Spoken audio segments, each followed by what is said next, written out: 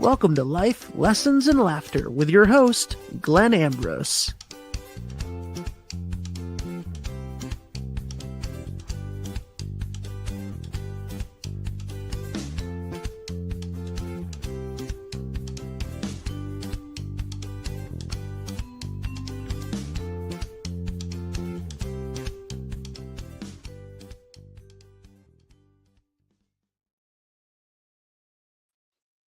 Hey, everybody. Welcome to Life Lessons and Laughter.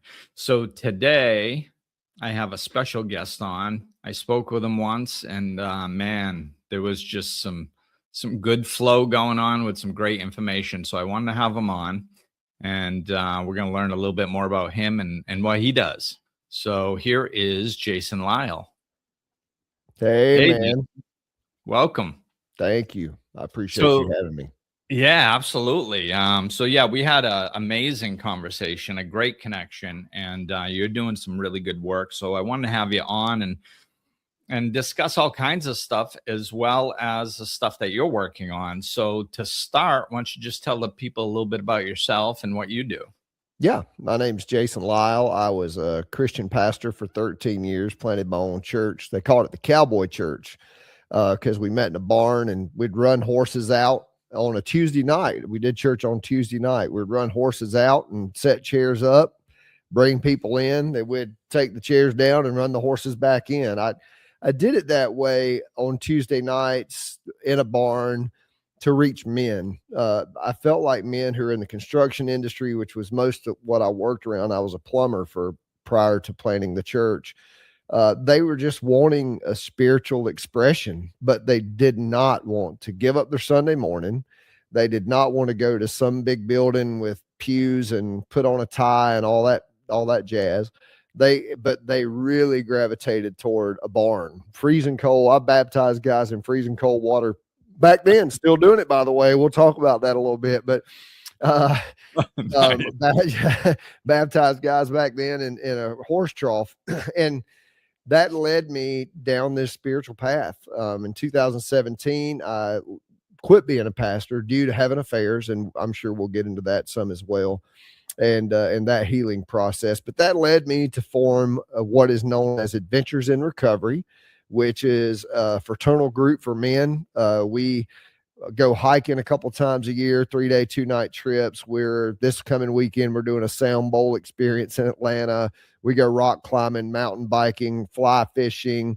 We're going to climb 3 14,000-foot peaks in Colorado this July. And everything about Adventures in Recovery, it's just a free organization. Guys can just join.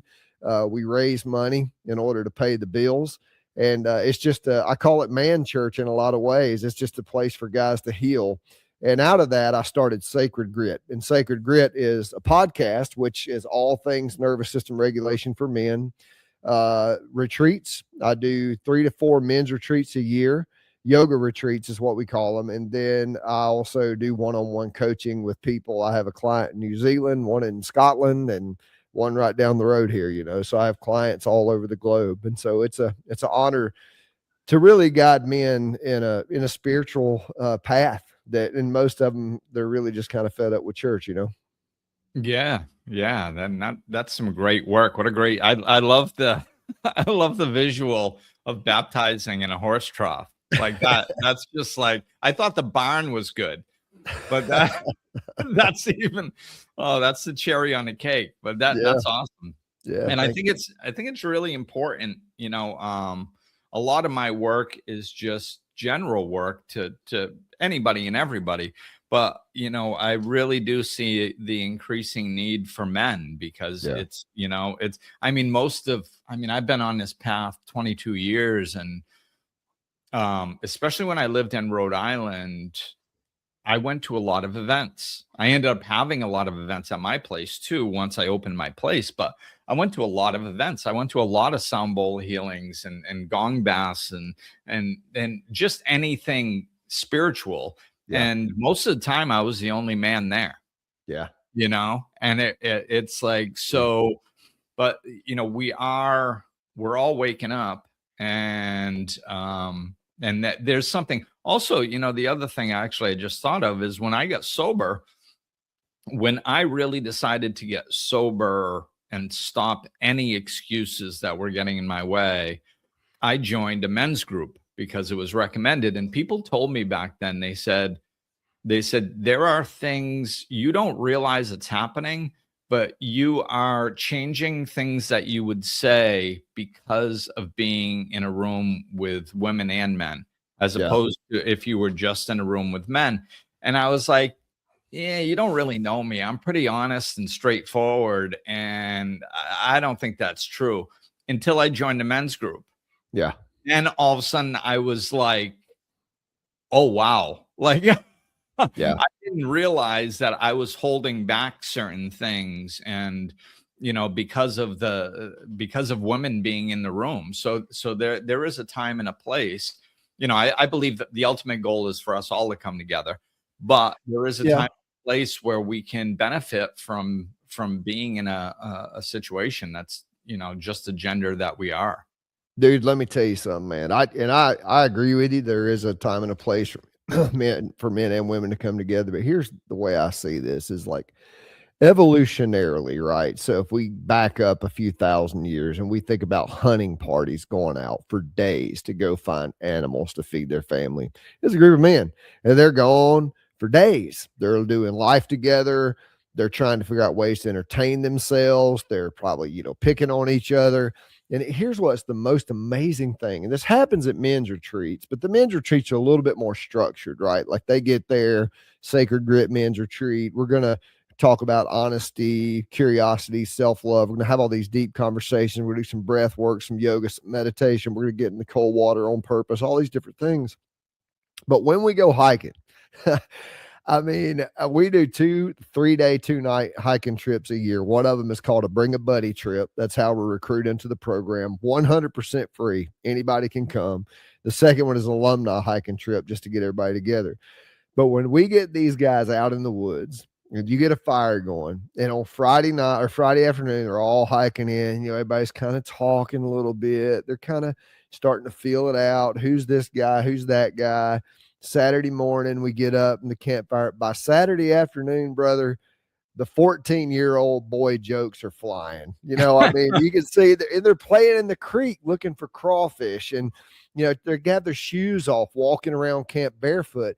But what begins to happen by the time Saturday afternoon, because on Saturday we go up to this big field and we do breath work, yoga, meditation. We'll go jump in the river. We really do all the same things, just not without as much structure. It's more like this camaraderie.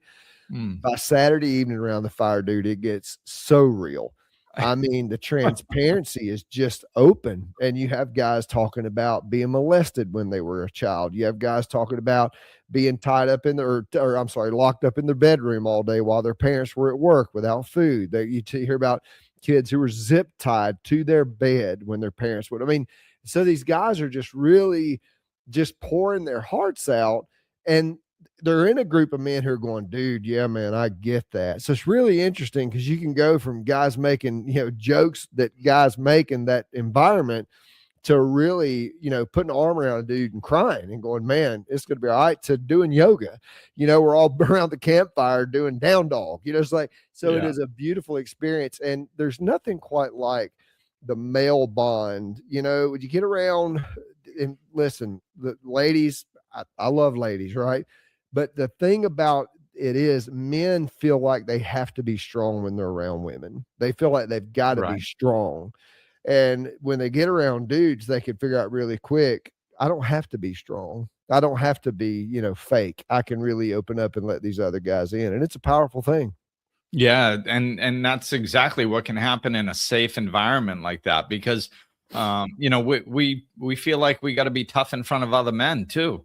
Yeah. Like in normal everyday situations, because that's how I grew up. It's if you showed any sign of weakness for a millisecond, you had 4 guys just laying into you. So it's all that pressure. But when you're around other guys that are all doing the same thing, and being vulnerable and being open and not defending and not attacking like that, it's exactly what you said. It's like you pick up on it very quickly. I've been in those situations with men you know, and to, like, in a way, what we just described with men's defenses being up around women and being up around other men, you would think that it's really, really hard, and it's not. When you're in a safe space with other guys and they start doing it, it's like, it's kind of like you've been waiting for it your whole life. You know, Yeah. you're And like, oh my God, finally, I can just be me and authentic and, you know, vulnerable. And these guys got my back, you know? The thing that I think too, man, I didn't mean to cut you off there, but I want to get this in before I forget it because I'm 55 and I'll forget it. The thing too is the common bond of suffering. So you get out on that trail and you're sleeping in a tent, you're carrying your food on your back, you're 3 or 4 miles from the truck, a thunderstorm comes up, you're just in it. There's no thermostat to turn the heat up, there's no thermostat to turn the air down, there's no toilet to go flush, you got to go, pick a spot, there's no running water, you have to purify it in the creek.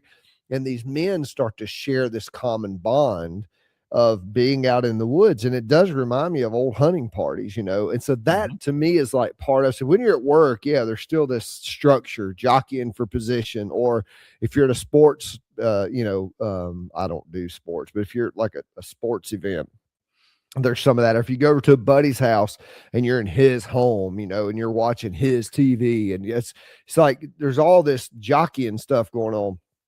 But when you're out in the woods, there ain't nothing but, the sun, the moon, the stars, the trees, the dirt, the grass, the birds, the animals, the river.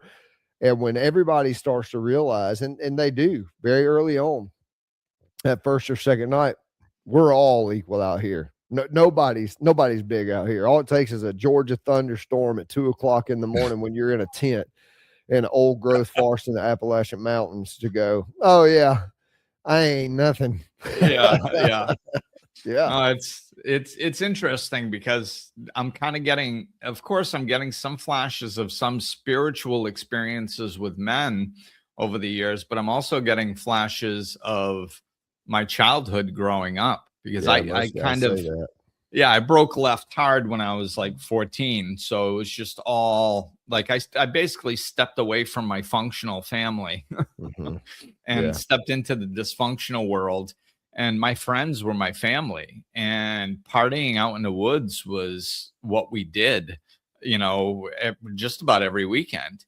And, and going out, I loved going out ahead of time, sometimes myself even, but with a group of guys and doing wood hauls before the party started. Let's go out in the afternoon and just do some cleanup, do some wood hauls, get ready for the party tonight. And it's just that camaraderie and that, all that bonding that you go through. You do. And there's a ton of spirituality there too. I still about once or twice a year will throw my backpack on and just walk off into the woods by myself for 2 or 3 days. And here's why. I mean, if you think about the greatest stories of spiritual men, you think about Abraham, Moses, Jesus, John the Baptist, the Buddha. You think about Muhammad. Every one of these men have one thing in common, that is they go into the wilderness. Elijah goes into the cave. All of these men go into the wilderness, and it's in the wilderness where God speaks to them. And, according to the Bible, it's not in the wind, it's not in the storm, it's in the still small voice. And I tell guys all the time, it's like, with no matter what religious structure you come from, and I think, people come from all manner of religious structure. Even, if you're atheist, you're still probably coming from some sort of a religious structure. You're probably handed along the line. If you grew up in America, that's probably Western Christianity, but some kind of a structural way that you see the world and view God, even if you don't believe that God is there, right? And I tell a lot of my friends who say I don't believe in God, I have them tell me what God they don't believe in, and I usually say, yeah, I don't believe in that one either, But when we go out, when we go out into the woods, when we go out into the wilderness, and everything is stripped away, everything, all of our creature comforts, all of our ability and all of the cars and the things that are going 900 miles an hour, and we're just there. No cell phone because there's no cell service. I usually don't take a book. I will take a journal, but nothing. And you're just there with yourself. Glenn, it is in that silence where your soul gets completely still that God speaks to you, but not in a voice. It's not, Glenn, here's what you should do. It is something that comes up inside of you. It's an energetic movement. And somehow you just know. Surely God was in this place and I did not know it, to quote Jacob from the Bible, right? It's like, oh, this is what Jesus is talking about when he talks about the helper, the paraclete, the Holy Spirit. This is what he means. Not some bright morning when this life is over, I'll fly away somewhere. But right here, right now, in this space, I can access this divine thing inside of me called God, is what most of us call it. And all men need is a little bit of separation. And dude, that thing will come on them. And, you know, we don't do any crazy stuff. Nobody dances around, jumps up and down, gets slain in the spirit. But you do see a lot of tears. You know, you see a lot of guys that are, and you know, that's God that's moving through them. And it's a beautiful thing to see. Yeah. Yeah, it's true. It's, you know, sometimes the the bond can be, you know, breaking down into tears and stuff like that. And it's just, and not being judged. And, you know, that's powerful in itself. But yeah, nature is, you know, you were explaining that. And I kept thinking like, yeah, this is why I live in the mountains of the Dominican Republic. Yeah. I live in the mountains too. Yeah. Yeah. And it's being surrounded by nature. Yeah. And, you know, I was out there today. That's where I went before this podcast. I went and rode my mountain bike. You know, I live in Dahlonega, Georgia, right here at the foothills of the Appalachian Mountains. And there's nothing like it. Yeah. Yeah. It's just so beautiful. And I like it. I like camping over here and going out because there's one thing people don't know about the Dominican Republic is there's no big animals out here. Yeah. There's no danger out here. You know, like I don't have to worry about cats. I don't have to worry about crocodiles or alligators or, you know, anything. I'm just like out there, you know. You're the most dangerous thing out there. Yeah, which is nice. But yeah, absolutely. No, I hear you. I mean, nature is huge, you know, in all references. It's just, it does give you that space to come back to center. We're part of nature. We are nature, you know, so nature. It's no wonder that we feel more still and calm around it and in it, you know? Yeah. You know, the other thing too is talking about men. The reason why I think the breath work and the cold water speak to men the way that it does. And I've had so many men I have put in ice cold rivers, ice baths. I mean, hundreds at this point in time.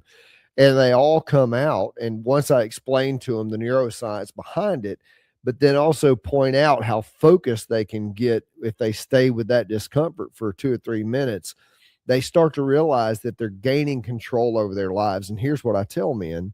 It is putting teeth on your spirituality.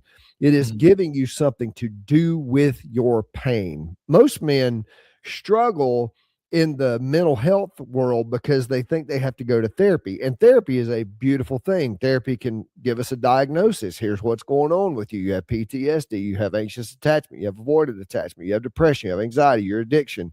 You know, you're going through tremendous grief. They can tell us what's going on, but what they cannot do for men is give us something to do with that pain, something to do with that problem.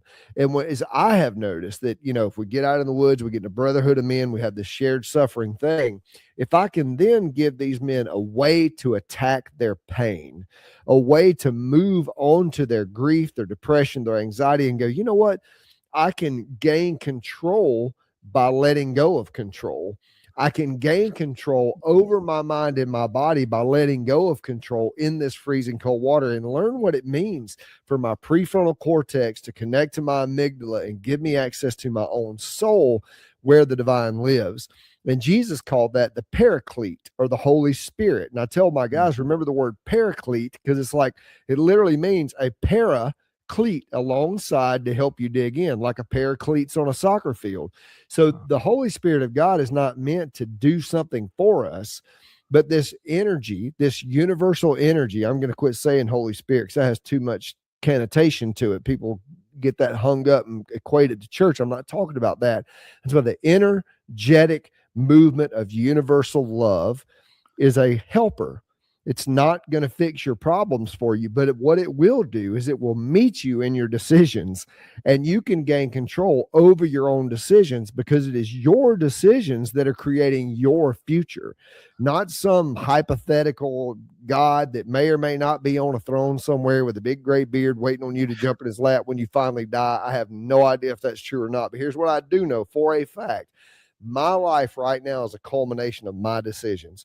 And I need to know what my decisions are, and I need to have control over my decisions in order to move forward in my life. And that's where God meets us. Yes, absolutely. It's you say things very well. A lot of times, man, I find myself expanding on things, and like when you're talking, I'm just going, yeah, yes, yeah,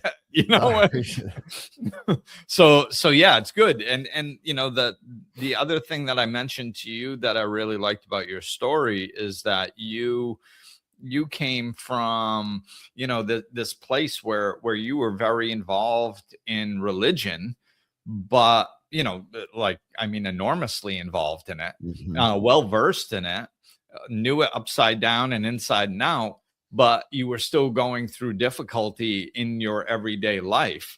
Yeah. And which I think is a place where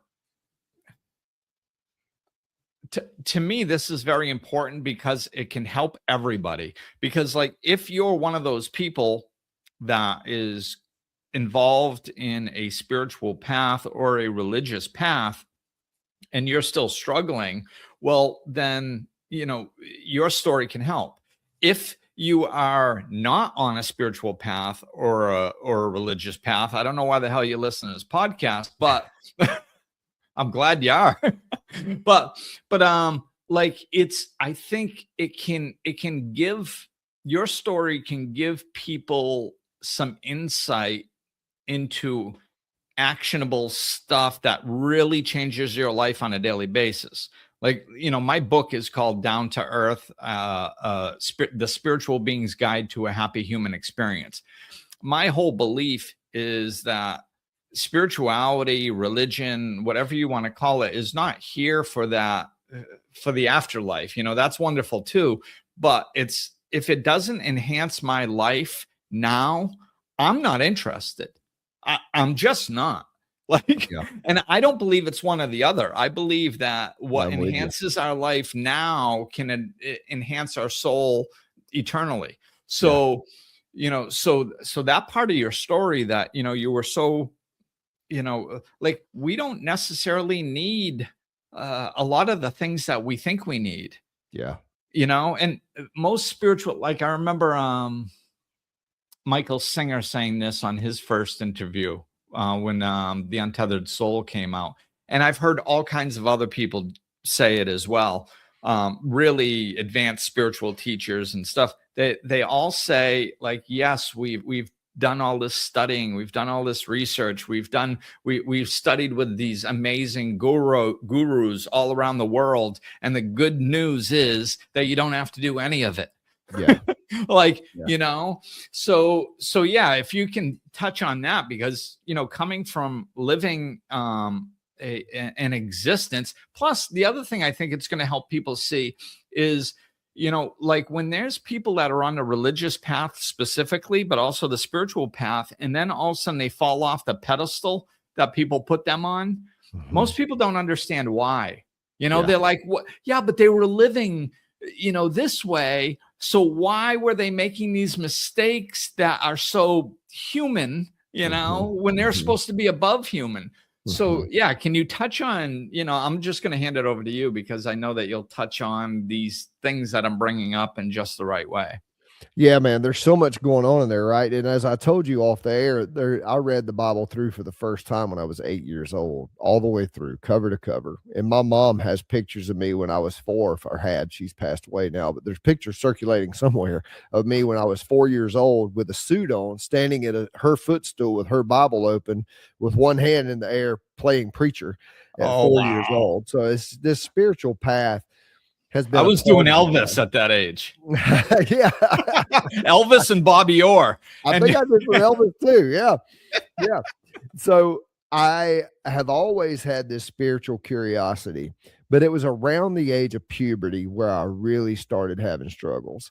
I hit puberty, found porn, and the things that go along with that. And the church creates a lot of shame, especially the Southern Baptist Church in southeastern United States. There's a lot of shame around sex. And so that created in me very early on. I had a youth pastor tell us that God despised things that 14-year-old boys, 13, 14-year-old boys want to do, when they become 13, 14 years old. And he used this story in the Bible about a man named Onan. And I don't know if your listeners are familiar with this story, but the story of Onan is basically he was supposed to further his dead brother's bloodline by having a child with his sister-in-law, so his dead brother's wife. And the Bible says that when he went to consummate, that he would spill his seed on the ground, and he was doing that because he didn't want to get her pregnant. And that's, historically, but the Bible says it displeased God so much that he killed Onan. And that is the verse that this youth pastor used to explain to us that masturbation was an abomination to God, because God killed Onan because Onan did that. And so it created, yeah, that's a heavy one, right? yeah, that's that. Yeah, thank A lot of God 14-year-olds got saved that night, I tell you. no guilt trips there or anything.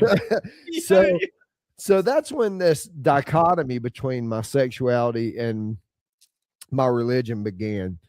And over the years, I got married very young. I was 19 years old. I came from a family of plumbers. My dad was a plumber. My uncles were plumbers. My cousins were plumbers. I mean, that's what we did. We're all construction background.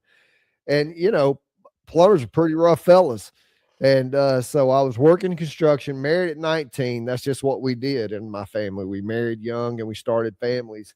And to be fair to the woman I married, I'm 19. I had zero idea what I was doing. So early on, I was doing things I should not be doing with other women. And we had our first child. Then we had our second child. And I kind of slowed down a little bit. I quit altogether there for a while. And in 2006, I was adopted at birth. My real parent, my biological mother gave me up, and my parents that raised me got me when I was 2 weeks old. But I was raised knowing I was adopted. But it's when I started a church in 2004, I started seminary at the same time. And not long after that, I went to find my biological parents. And I really don't know. Well, I do know why I did that. That's a story for another time. But when I went to go find my biological parents, I found out my biological mother had died 2 years prior to me trying to find her. And my biological father had died 2 years prior. And dude, I don't know what it was that triggered it in me. It was really strange. It kind of pissed me off at God. It's like, well, how dare you? I mean, here I am giving you my whole life to serve you, and this is the thanks I get. And so, I mean, I kind of went on a tirade, just to be honest with you. And I'm not justifying my behavior. There is no justification for what I did. But the first affair that I had that came out in 2010, and we kind of swept it under the rug. And then another one came out in 2017, which I lost my job over, but I mean, I needed to go anyhow, because spiritually, I had kind of moved in a direction of really not believing anything like I used to believe. But I was having to continue to preach it because I was raising 2 kids, right? I needed the paycheck. Yeah. So the dichotomous living, and most people will say things like, well, how, dude, I was getting up on Sunday morning and leaving my 26-year-old girlfriend's apartment to go to the church and preach a sermon where my wife and my kids were waiting on me, right? I mean, just really out there. But at the very basic level of Christian theology, it supports a dichotomous lifestyle, and here's why. Evangelical mainline theology teaches us that you're just born a sinner, and you're born that way. There's nothing you can do about it. You're just, the day you came out of your mama, you were a sinner, and you deserve to go to hell. Now, the Baptists come up with age of accountability. Nobody can tell you when it is. Strangely enough, it's around puberty, which I find interesting, but I digress. But the idea being that you have got to have salvation in order to go to heaven. So they teach that there's this transactional moment where you go down an aisle, you say a little prayer with the preacher, and the preacher baptizes you. And now all of a sudden, when you go to heaven, when you die, you get to go to heaven. So think about that for a minute. I'm born a sinner. It's all I'll ever be. But now that I've been saved, one day I get to go to heaven, and I get to go to heaven regardless of what I do between now and then, right? So it doesn't matter what I do between now and then because all my sins are forgiven. So the system is set up for a dichotomous lifestyle. So when you take a pastor who has 2 degrees in theology and understands Calvinism, Arminianism, all the isms, right? Well-versed in doctrine, understands the Bible, you could come at him with any argument you want to, and he could say, well, you know what? Maybe this is God's will that I have a 26-year-old girlfriend. Maybe God planned this. And maybe, maybe this is supposed to teach me something. God is sharpening me into the man I'm meant to be. All manner of bullshit. But it gives you the ability to be able to twist your narrative instead of going, I'm perfect.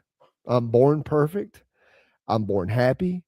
I'm born with this innate ability to make decisions that shape my life. And so I need to be in control of those decisions. Now, after I left the ministry, I started reading the things Jesus said, and in a very different light. And here's the thing that gets me about what he says. This woman gets caught in adultery, right? And these men bring her to him and throw her down in front of Jesus. And they're the religious people of the day. And they say, Jesus, we caught this woman in the act of adultery. The Bible says we should stone her to death. What do you say? And Jesus does a strange thing. He leans down and starts writing in the dirt with his finger.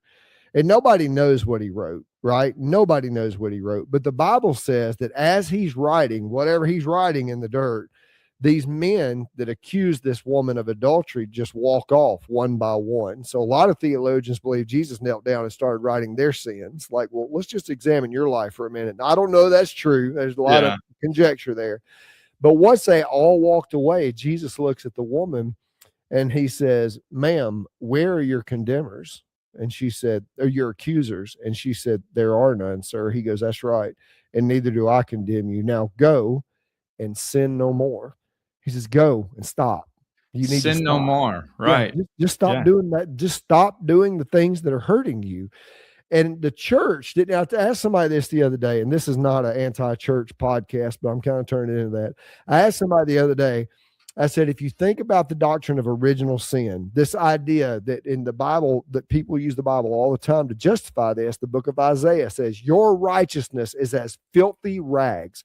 So the church teaches that the best you can ever do is just a filthy rag in the eyes of God. You will never be good enough. So who wins?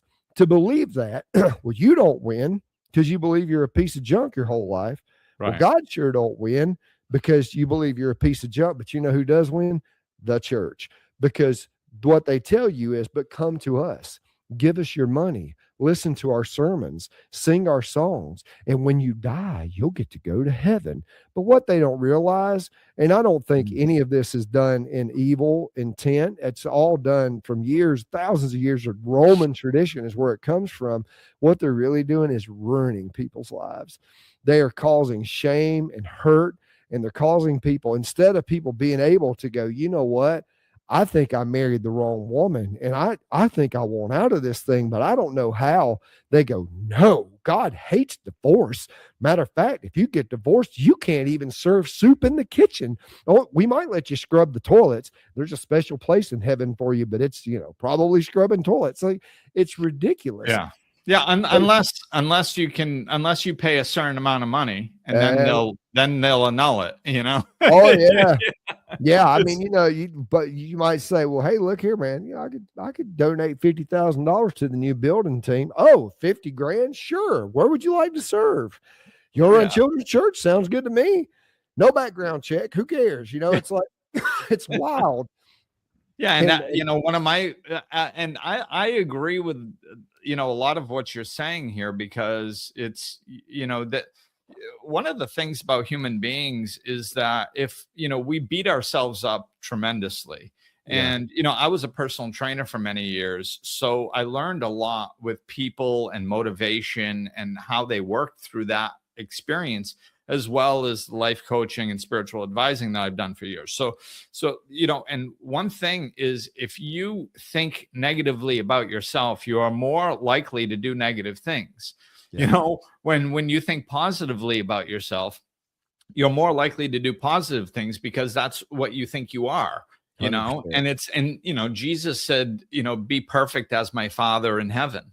Be Yeah, perfect as yeah, my Father is in heaven. Like, so we do have the ability to control our choices and our decisions and steer this. And I think, like, just kind of as a general statement, because we were we were kind of laying into like Christianity and religions there to some degree. And I truly believe that religion, if it's used properly, can do wonderful things. Well, It's the it word literally means to reattach. The same word yoga. Yoga means to reattach. Yoga is Sanskrit, religion is Latin. They mean the exact same thing, to reattach, to take you back to, reattached to yeah, source, yeah, right? to source. That's right. Yeah. Yeah. Yeah. So it's, they're, I think a lot of religion is man-made and therefore flawed. Hmm. Like you said, over conditioning from thousands of years. I mean, it's, Hmm. there's aspects of control that are specifically traced back to the Romans and Yeah. all that stuff. But Constantine. Yeah. yeah, but a lot of this stuff is there's a lot of beautiful stuff in there too.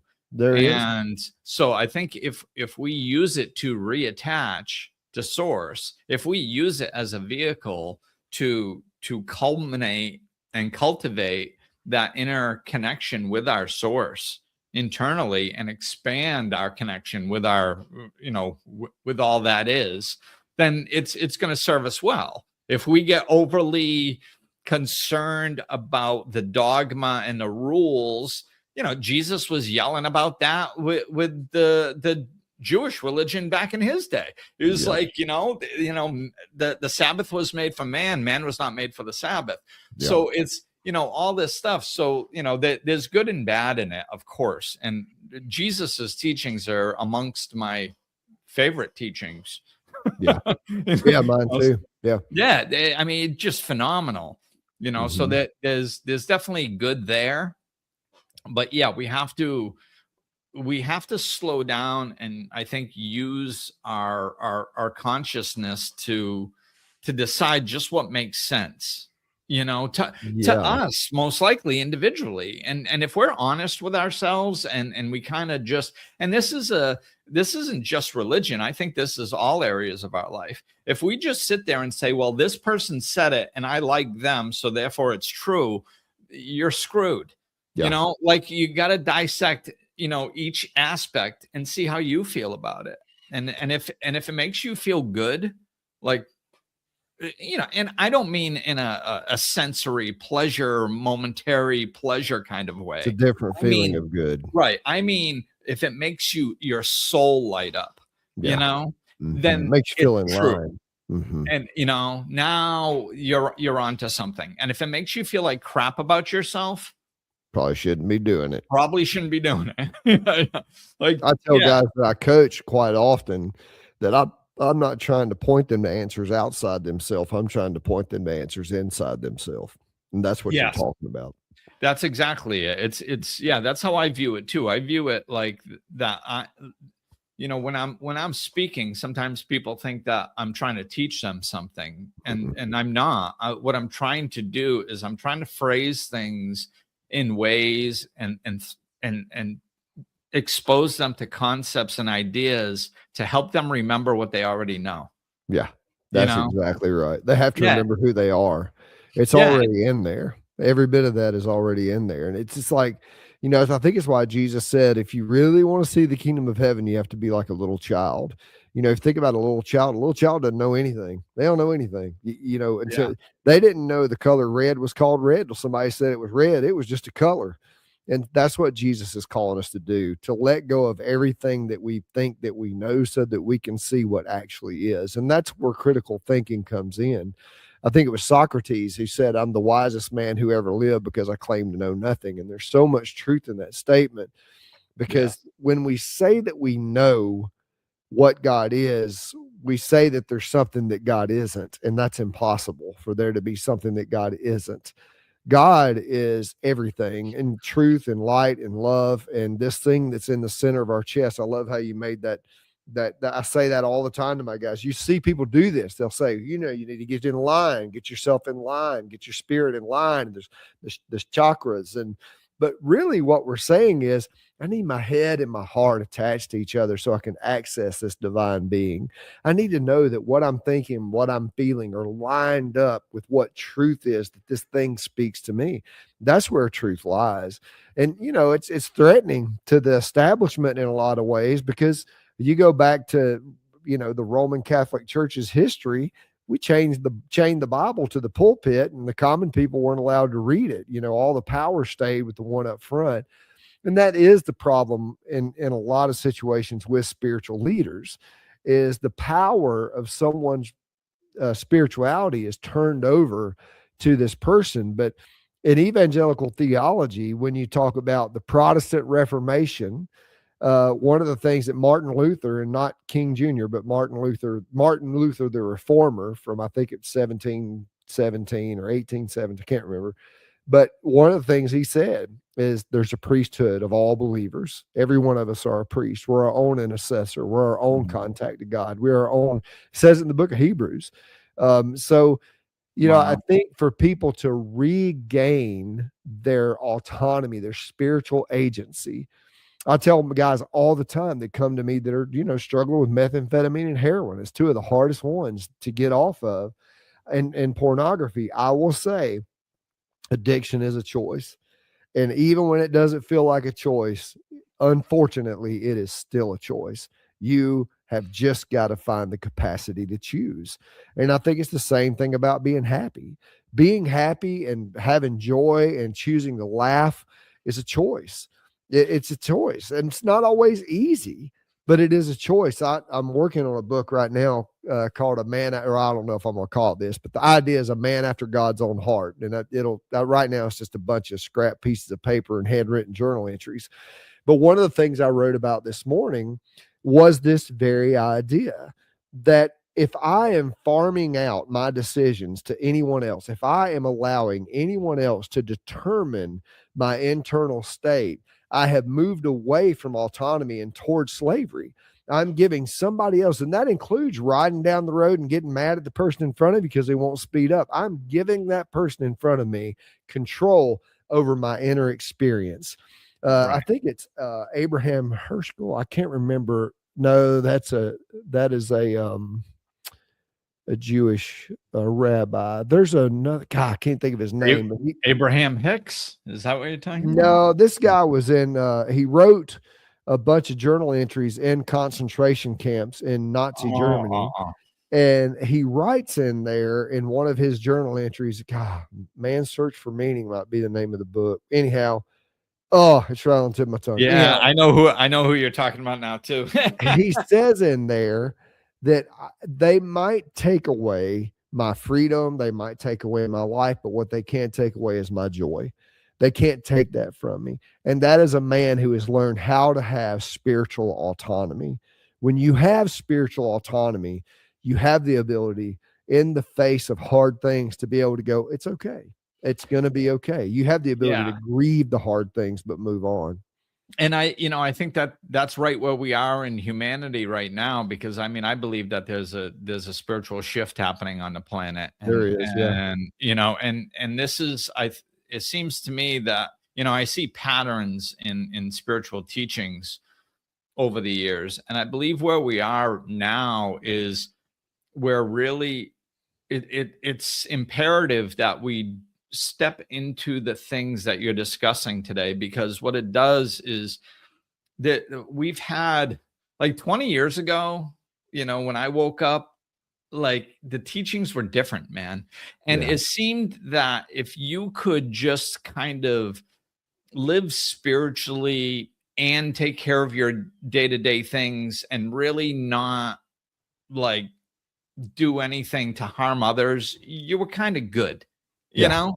And Mhm. now it's not enough. I believe that we need our teeth into spirituality more Yeah. because the changes that are happening on earth, there are more problems that it's, the ugliness is expanding, but the gap in between living spiritually and not living spiritually is widening, Yeah. and we have to pick a side. And Yeah. dabbling in spirituality and religion just isn't enough anymore because of all the horrible things that are going to be continuing happening on earth. If you're not grounded solid in your spirituality and connected with that autonomy that you spoke of, if you're not grounded and anchored into that firm, you're going to get pulled out by the drama and sucked into the other side and not be able to separate and not be able to stay in this spiritual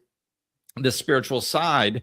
And the other thing that kind of is, it's along the same lines, is when you were saying that the church leaders, I see it, not only the church leaders but also the world leaders, or Yep. any leaders. When any leader starts thinking that they are the ones that know best for everybody else, and everybody else can't think for themselves or do for themselves, that's where the big problems start, Yeah. because then it's all about control. It's not about love. It's not about what's best for anybody. And you can rationalize whatever behaviors that you want. I think we're seeing that on a global scale now.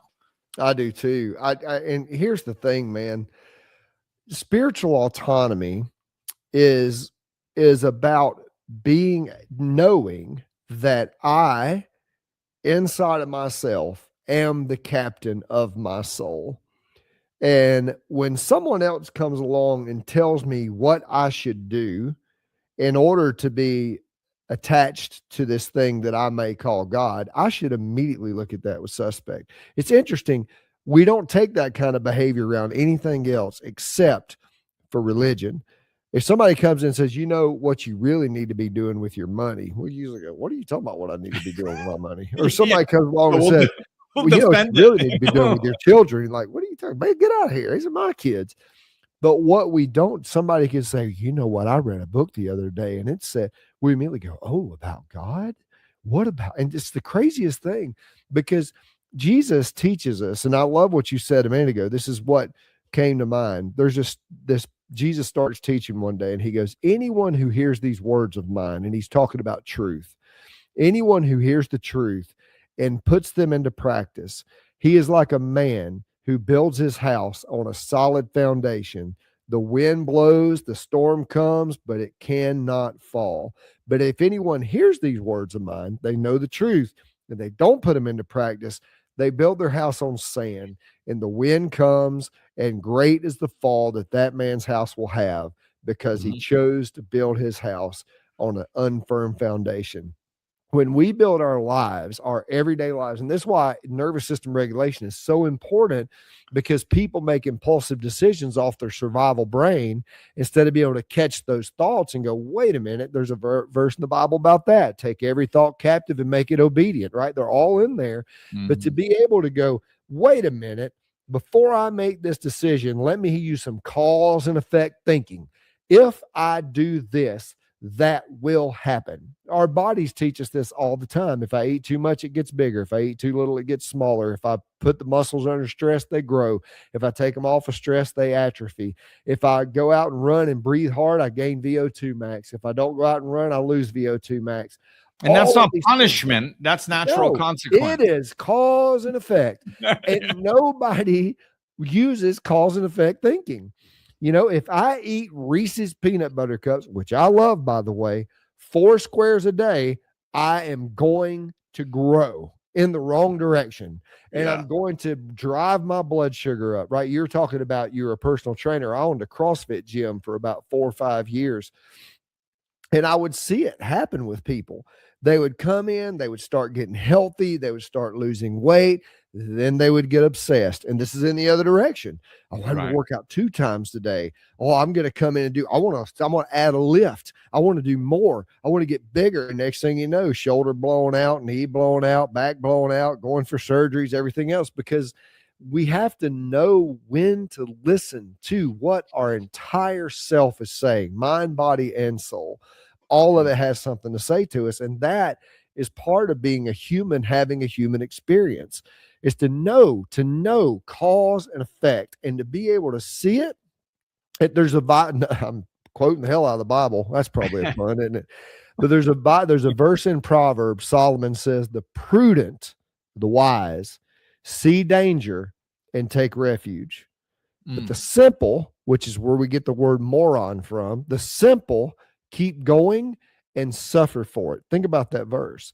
The prudent see danger and take refuge. The simple keep going and suffer for it. So that's cause and effect. Right. And this is a lot of what's happening. You know, like I think a lot of times I'll use the word unconscious, or 100%. a lot of other people do too, you know, about how people are running around. And if you take everything that you just said and to phrase it just in another way, basically what we're doing is, because we're not slowing down and thinking through things in a cause and effect way, like you spoke of, where we're walking around functioning unconsciously because we're going too fast.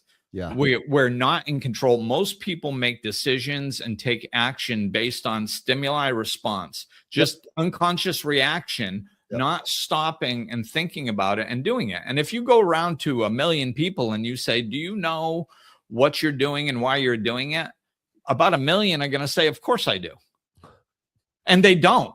Yeah, they you don't, start because observing what they do, and you'll show them, no, you don't. Yeah. No, it's it's just like a computer. When we use our brain in that fashion, our brain is exactly like a computer. It's just a bunch of data that we accrued through our past experiences. A stimuli comes into those neural pathways, triggers an unconscious response based on our past experiences, and it's immediate, and it just happens. And we don't know why. We're not going into our brain and saying, okay, how did I come to that conclusion? Oh, well, when I was in 2nd grade, little Susie stole my crayon. And then when I was in 4th grade, this happened. And then, you know, and go over millions of data points that were all culminated and formed to spit out this unconscious reaction. We don't know the reasoning behind any of that stuff, you know? So to disengage from our brain, just going stimuli, automatic reaction, we have to come back to the present moment. We have to disengage from that, pause for a moment, and use that critical thinking that we're gifted with and say cause and effect, you know? And so like what you were saying is the work that you do really helps people get to that point, right? Yep. It gets to that point where they can stop their thinking and they can choose a conscious response as opposed to functioning unconsciously. 100%. That's exactly what I do. So can you touch on that before? Because, you know, of course we ripped right through this hour already. Yeah. Can you touch on that? I can. So that process you're talking about, strangely enough, Jesus talks about it too. He says that if you really want to see the kingdom of heaven, and kingdom of heaven, I believe, is cause and effect thinking, peace. It's where we get our patience, our joy, our love. That's the kingdom of heaven, not some place somewhere else, but right here, right now. Jesus says, if you really want to see the kingdom of heaven, you must be born again. Well, he does not mean go down the aisle and take someone's hand. He means in the moment, removing everything that you think is real. That's that computation you're talking about, that past experience, creating data and make future projections that may or may not be true. He's saying you have to train yourself to let go of those things and to be able to access cause and effect thinking. All right. So in the work that I do, let's just use cold water. That's an easy one. And it's the easiest one for me to explain. When I get into cold water, I fire off my lower brain, also known as the amygdala, fight or flight, right? And so when that thing fires off, I got in it this morning. It's 34 degrees Celsius or Fahrenheit here in Georgia, and my ice tub sits outside. So it was just barely above freezing. So I got in it this morning, and as soon as I get in, and I've been getting in it for years now, I do it every single day. In the summertime, I put ice in it. But when I got in, that amygdala immediately fires up and it goes, get out. You got to get out. You're going to die. And listen, Glenn, I've been doing this for 5 years, and people will say, does it get any easier? I'm like, nope, never. Not one time have I ever gotten in and go, oh, it's easy now. It is hard every single time. And I get out of the bed, go to the restroom, and go straight to the cold water. So I was in at 5:30 this morning, 5:15 this morning. So when I fire off that amygdala, and I stay there, what I start doing is I'm choosing to override my fight or flight response. I'm choosing to override this thing that is irrational. I know I'm not going to die from sitting in cold water for 2 or 3 minutes. I know that I'm just fine. I know that the heat's on right on the other side of the door. I know that I've got a fire going in the fireplace. I know I'm fixing to go in and do some yoga and warm my body up, but I access that prefrontal cortex. And after about 20 seconds, that prefrontal cortex comes back online, and I go, there's the juice. I have access under my own autonomy. I have controlled my trigger, brought my rational thought down, and I can control shivers. I can control those crazy thoughts. And I do that day after day after day. I have a client, and I love this quote. I use it all the time. He says, repetition is the mother of skill. And that is so true, because when I put in the reps of getting in the ice water, getting in the ice water, getting in the ice water, and I also do yoga, breath work, meditation after that, but that's for another podcast. But I am teaching men how to, in the midst of dysregulation, exactly what you said, instead of going, I'm going to drink the thing, smoke the thing, shoot the thing, click the thing, go see the thing, fly off the handle, cuss at my kids, holler at my wife, hit my wife, whatever it is I'm doing. Instead of doing that, I'm going to go, oh, wait a minute, I'm triggered. Hang on. And we're talking about split second, brother. I'm not talking about people going, hold on a minute, love, while I think about what I'm going to do. I'm talking about they can feel the trigger and go, there it is, hang on, and turn the volume down.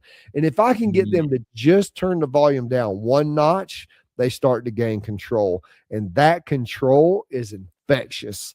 Men go, oh my goodness, I can control this. And I'm like, yeah, man, you just got to put in the work. It is no different than somebody doing bicep curls.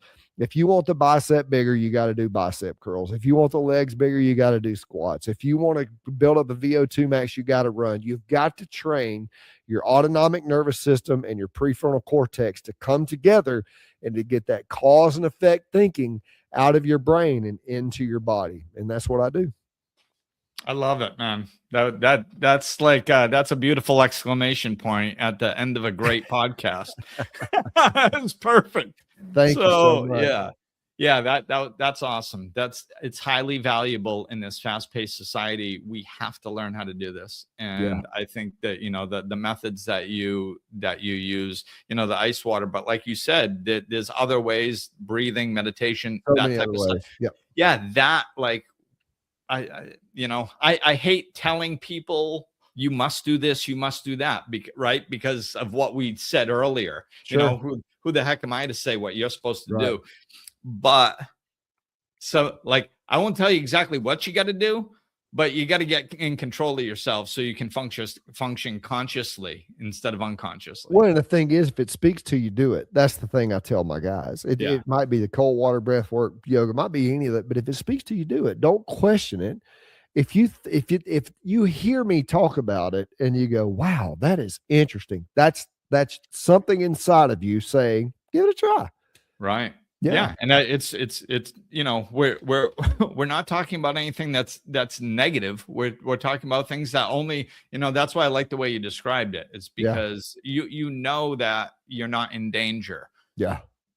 So 100%. Yeah. This is beautiful. All right. Well, I'm going to wrap up as we hit the 1 hour mark. All right. And I'll be back with you in just a moment. Thanks everybody for listening, and I hope you enjoyed it. And that's going to do it for today.